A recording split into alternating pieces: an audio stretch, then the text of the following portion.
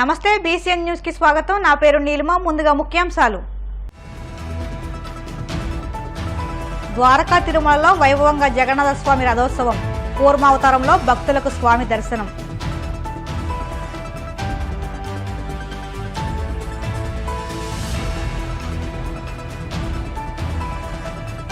ఎమ్మెల్సీగా హరిప్రసాద్ కు ధృవీకరణ పత్రం। జనసేన పార్టీ అధినేత పవన్ కళ్యాణ్ కు కృతజ్ఞతలు।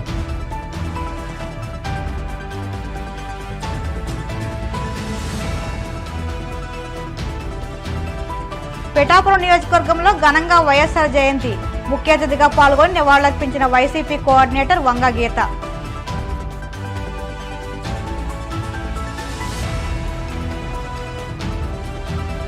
సాధ్యమైనంత త్వరగా ఇసుక రీతులను ప్రారంభిస్తామన్న పశ్చిమ గోదావరి జిల్లా కలెక్టర్ నాగరాణి। కోనసీమ తూర్పు గోదావరి జిల్లాల నుంచి ఇసుక పొందవచ్చని సూచన।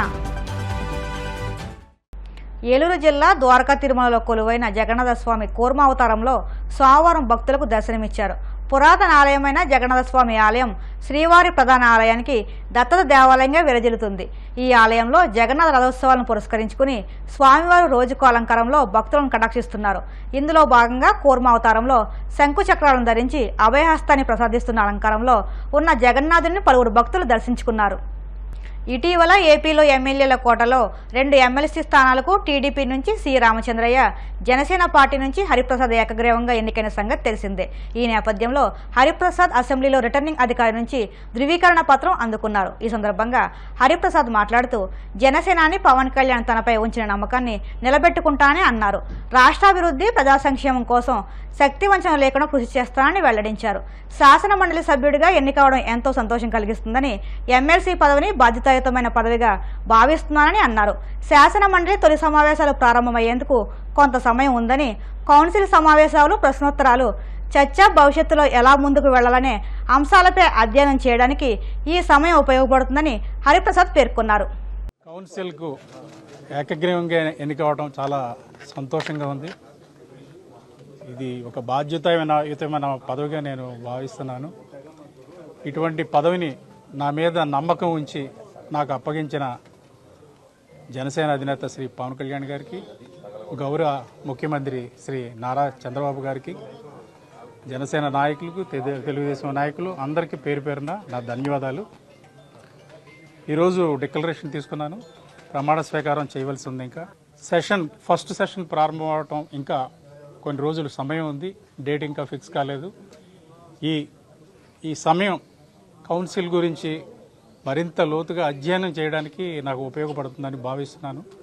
కౌన్సిల్ ప్రొసీడింగ్స్, ప్రశ్నోత్తరాలు, సబ్జెక్ట్స్, అంతకుముందు పెద్దలు జరిపిన చర్చలు, దాని ఫలితాలు, నేను భవిష్యత్తులో కౌన్సిల్లో ఏ విధంగా ముందుకెళ్ళాలి, ఎటువంటి అంశాల మీద దృష్టి పెట్టాలి, ఏ అంశాలు మన రాష్ట్ర ప్రజలకు, మన రాష్ట్రానికి ఉపయోగకరంగా ఉంటాయి, ఇటువంటి అంశాలన్నింటి మీద ఒక అవగాహన రావడానికి నాకు ఈ సమయం ఉపయోగపడుతుందని భావిస్తున్నాను।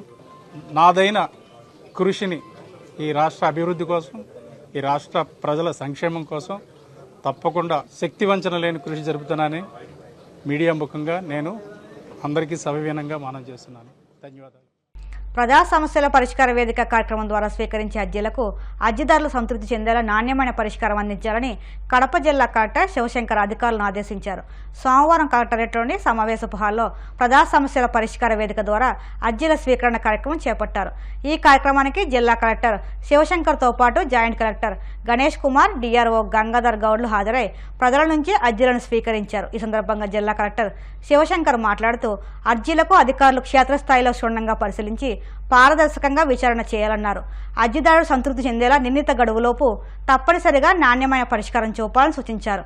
అనంతరం కలెక్టర్తో పాటు ఇతర ఉన్నతాధికారులు అర్జీదారుల నుంచి అర్జీలను స్వీకరించి పరిష్కార నిమిత్తం సంబంధిత అధికారులకు సిఫార్సు చేశారు। అంతకుముందు జిల్లా కలెక్టర్ శివశంకర్ కలెక్టరేట్లోని ప్రజా సమస్యల పరిష్కార వేదిక అర్జీల రిజిస్ట్రేషన్ పరిశీలించి ఎలా చేస్తున్నారని అక్కడి సిబ్బందితో మాట్లాడి వివరాలు తెలుసుకున్నారు। ఆంధ్రప్రదేశ్లో అన్ని వర్గాల ప్రజల హృదయాల్లో చిరస్థాయిగా నిలిచిపోయిన వ్యక్తి వైఎస్ఆర్ అని వైసీపీ రాష్ట్ర కార్యదర్శి వైట్ల కిషోర్ కుమార్ పేర్కొన్నారు. వైఎస్ఆర్ 75వ జయంతి సందర్భంగా ఆచండలో రామేశ్వర స్వామి దేవస్థానం వద్ద ఉన్న వైఎస్ఆర్ విగ్రహానికి పూలమాలలు వేసి ఘనంగా నివాళులర్పించారు. అనంతరం కేక్ కట్ చేసి స్వీట్లు పంపిణీ చేశారు. ఈ కార్యక్రమంలో ఆయన మాట్లాడుతూ రైతుల సంక్షేమానికి వైఎస్ఆర్ ఎంతో కృషి చేశారని కొనియాడారు. సంక్షేమం, అభివృద్ధి కార్యక్రమాలకు పెద్దపీట వేసి పేదల హృదయాల్లో చిరస్థాయిగా నిలిచిపోయిన వ్యక్తి అని, వైఎస్ఆర్ ప్రవేశపెట్టిన సంక్షేమ పథకాలను ప్రజలు ఇప్పటికీ గుర్తు చేసుకుంటున్నారని అన్నారు. ఈ కార్యక్రమంలో పార్టీ శ్రేణులు, కార్యకర్తలు, అభిమానులు పాల్గొన్నారు. ఆరోగ్యశ్రీ ప్రవేశపెట్టి పేదల గుండెలో చిరస్థాయిగా నిలిచిపోయిన మహోన్నత వ్యక్తి దివంగత నేత వైఎస్ రాజశేఖర రెడ్డి అని పిఠాపురం నియోజకవర్గ వైసీపీ కోఆర్డినేటర్ వంగా గీత కొనియాడారు. వంగా గీత ఆధ్వర్యంలో ఆ పార్టీ నాయకులు, కార్యకర్తలు, అభిమానులు వైఎస్ఆర్ జయంతిని నిర్వహించారు. ముందుగా పిఠాపురం మహారాజా కోట ఆవరణలోని పార్టీ కార్యాలయంలో రాజశేఖర రెడ్డి చిత్రపటానికి పార్టీ నాయకులు, కార్యకర్తలతో కలిసి వంగా గీత పూలమాలలు వేసి నివాళులర్పించారు. అనంతరం పిఠాపురం మున్సిపల్ కార్యాలయం ఎదుట రాజశేఖర రెడ్డి విగ్రహానికి వంగా గీతా విశ్వనాథ్, వైసీపీ మున్సిపల్ కౌన్సిలర్లు, నాయకులు, కార్యకర్తలు పూలమాలలు వేసి నివాళులర్పించారు. రాజశేఖర రెడ్డి గారు మహానేత, ప్రజల నేత, ప్రజలందరి హృదయాల్లో సుస్థిరంగా స్థానం సంపాదించుకున్న వ్యక్తి. పరిపాలన అంటే ఇలా చేయాలని చెప్పి అందరి ఆనందలు పొందిన వ్యక్తిగా మన వైఎస్ఆర్ గారని మనందరికీ తెలుసు. వారి యొక్క 75వ జయంతి సందర్భంగా రాష్ట్ర వ్యాప్తంగా అందరూ కూడా నివాళులు అర్పించడం జరుగుతుంది. మీరందరూ కూడా మీ గ్రామాల్లో, మీ మండల, గొల్లప్రోలు పట్టణాల్లో కూడా అందరూ నివాళులు అర్పించి ఈరోజు ఇక్కడ పిఠాపురం పట్టణానికి అందరూ కూడా మీరు రావటం జరిగింది. వైఎస్ఆర్ గారి యొక్క ఆశయం ఒక్కటే, ప్రజలందరికీ కూడా మంచి చేయాలి, ముఖ్యంగా పేదవాళ్ళందరికీ కూడా మంచి చేయాలని చెప్పి ఈ రాష్ట్రంలోనే కాదు ఈ దేశంలోనే పేదవాళ్ళకి ఇచ్చే సంక్షేమ కార్యక్రమాలన్నీ కూడా శాచురేషన్ పెట్టిన ఒకే ఒక్క ముఖ్యమంత్రి వైఎస్ రాజశేఖర రెడ్డి గారు మీ అందరికీ తెలుసు. అదేవిధంగా ఈ రోజు పోలవరం బ్రతికి ఉంది అంటే వైఎస్ఆర్ గారి యొక్క కార్యక్రమ ఆలోచన విధానమే అని చెప్పి మీ అందరికీ మరొకసారి తెలియజేస్తూ, ఇంకొక ముఖ్యమైన విషయం, పేదవాడు ఈ రోజు గర్వంగా నేను పేదవాడిని అనుకున్నా ఏ కార్పొరేట్ హాస్పిటల్కి వెళ్ళగలుగుతున్నాడన్నా, ఏ కార్పొరేట్ కాలేజీల్లో, స్కూల్లో చదువుతున్నారన్నా అది వైఎస్ రాజశేఖర రెడ్డి గారి ఆలోచన అని చెప్పి మీ అందరికీ తెలియజేస్తూ, జగన్మోహన్ రెడ్డి గారు కూడా పేదల పక్షానే నిలిచారు, పేద వర్గాల పక్షానే నిలడం జరిగింది. అందరికీ కూడా మంచి చేయాలి, పేదవాడు మన దగ్గరికి రావడం కాదు, పేదవాడి ఇంటికి వెళ్ళి అన్ని చేయాలని పెట్టిన మొట్టమొదటి ముఖ్యమంత్రి ఆ రోజు మరి అన్ని కార్యక్రమాలు ఆలోచన చేసింది వైఎస్ జగన్మోహన్ రెడ్డి గారు. సంక్షేమం, అభివృద్ధి, మానవీయతను జోడించిన మహనీయుడు వైఎస్ఆర్ అని కాంగ్రెస్ పార్టీ కడప నగర అధ్యక్షులు విష్ణుప్రీతం రెడ్డి కొనియాడారు. దివంగత వైఎస్ఆర్ 75వ జయంతి సందర్భంగా జిల్లా కేంద్రమైన కడపలోని కాంగ్రెస్ పార్టీ కార్యాలయంలో ఏర్పాటు చేసిన కార్యక్రమంలో విష్ణుప్రీతం రెడ్డి ఇతర నేతలతో కలిసి దివంగత నేత విగ్రహానికి పూలమాల వేసి ఘన నివాళులర్పించారు. ఈ సందర్భంగా ఆయన మీడియాతో మాట్లాడుతూ, ఉమ్మడి ఆంధ్రప్రదేశ్ రాష్ట్రంలోని రైతులకు ఉచిత విద్యుత్, పేదలకు ఆరోగ్యశ్రీ, ఫీజు రియంబర్స్మెంట్, పొదుపు సంఘాల మహిళలకు పావలా వడ్డీ రుణాలు అందించి తిరుగులేని పాలన అందించారని అన్నారు. ఈ కార్యక్రమంలో పాస్టర్ రెవరెండ్ సామిల్ బాబు, కాంగ్రెస్ పార్టీ నాయకులు మల్లెం విజయభాస్కర్, నల్ల కదిరిగాళ్ల శాంతయ్య, సుజాత రెడ్డి, శ్యామలమ్మ, కదిరి ప్రసాద్ గౌడ్, మామిళ్ల బాబు, మామిళ్ల నరసింహులు, కోపులు శ్రీనివాసులు పాల్గొన్నారు. కాంగ్రెస్ పార్టీ మాజీ ముఖ్యమంత్రి దివంగత నేత వైఎస్ రాజశేఖర రెడ్డి గారి 75వ జయంతిని పురస్కరించుకొని ఈరోజు కాంగ్రెస్ పార్టీ ఇందిరాభవన్లో ఆయనకు ఘనంగా నివాళులు అర్పించడం జరిగింది. ముఖ్యంగా రాజశేఖర రెడ్డి గారు ఎన్నో అద్భుతమైన పథకాల సృష్టికర్త. ఫీజు రియంబర్స్మెంట్ అయితే ఏమి, ఆరోగ్యశ్రీ అయితే ఏమి, 108 అయితే ఏమి, ఎన్నో పథకాలను ప్రజల కోసం తన సొంతంగా ఆలోచనతో ఈ రాష్ట్రానికి అందించారు. అలాంటి వ్యక్తి ఇవాళ మన మధ్య లేకపోయినా ఆయన యొక్క పథకాలు ఇప్పటికి కూడా ప్రజలు మాట్లాడుతున్నారంటే ఒకటి, ఆయన చేసిన మేలుని ఇప్పటికీ ప్రజలు మర్చిపోరు. 15 సంవత్సరాలు గడిచింది ఆయన చనిపోయి, ఇంకా కూడా ప్రజలు ఆయన చేస్తున్న సేవల్ని కొనియాడుతూనే ఉన్నారు. రాజశేఖర రెడ్డి గారు మన మధ్య ఉంటే ఇంకా ఎంతో మేలు చేసేవారని ఇప్పటికి కూడా ప్రతి ఒక్కరి నోట రాజశేఖర రెడ్డి గారి మాట వినిపిస్తుంది. కాంగ్రెస్ పార్టీ ఎంతో ఇబ్బందుల్లో ఉన్నప్పుడు కూడా రాజశేఖర రెడ్డి గారు 1994 నుంచి 2004లో అధికారంలో లేనప్పటికీ 2003 నుంచి చరిత్రాత్మకమైన ఒక పాదయాత్ర చేసి కాంగ్రెస్ పార్టీని తిరిగి అధికారంలోకి తీసుకొచ్చిన మహోన్నత వ్యక్తి.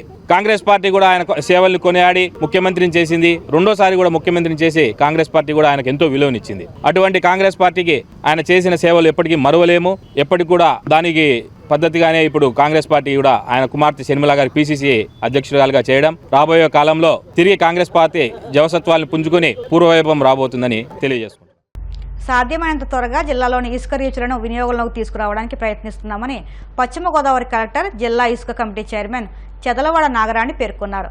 ఉచిత ఇసుక విధానంపై ఆమె అధికారులతో సమీక్ష నిర్వహించారు. ఈ మేరకు ఆమె మాట్లాడుతూ జిల్లా వాసులు సమీపంలోని కోనసీమ, తూర్పుగోదావరి జిల్లాల్లోని ఇసుక నిల్వ కేంద్రాల నుంచి ఉచిత ఇసుక పొందవచ్చని తెలిపారు. పశ్చిమ గోదావరి జిల్లాలోని ఆచంట, పెనుగొండ మండలాల్లోని 6 ఓపెన్ ఇసుక రీచులు పనిచేయడం లేదని కలెక్టర్ వివరించారు. వీటికి వివిధ అనుమతులు పొందాల్సి ఉందన్నారు. యలమంచిలి, నర్సాపురం ప్రాంతాల్లో 5 డీసిల్టేషన్ పాయింట్లు ఉండగా జలవనరుల శాఖ కాలుష్య నియంత్రణ మండలి నుంచి అనుమతులు తీసుకోవాల్సి ఉందన్నారు. ప్రస్తుతం జిల్లాలోని 6 ఇసుక కేంద్రాల్లో ఎటువంటి నిల్వలు లేవని కలెక్టర్ వివరించారు. ఒక వ్యక్తికి ఒక రోజులో కేవలం 20 టన్నులు మాత్రమే ఇసుక తీసుకువెళ్లడానికి అనుమతి ఉంటుందన్నారు. ఉదయం 6 నుంచి సాయంత్రం 6 గంటల వరకు మాత్రమే ఇసుకను పొందడానికి అనుమతి ఉంటుందని స్పష్టం చేశారు. ఇసుక స్టాక్ పాయింట్ల వద్ద వాహనాల్లోకి లోడింగ్ ఛార్జీలు ప్రభుత్వానికి సీనరేజ్ ఖర్చులు చెల్లిస్తే సరిపోతుందని కలెక్టర్ స్పష్టం చేశారు. చాలా ఇష్యూస్ బయటకు వస్తూ ఉన్నాయి.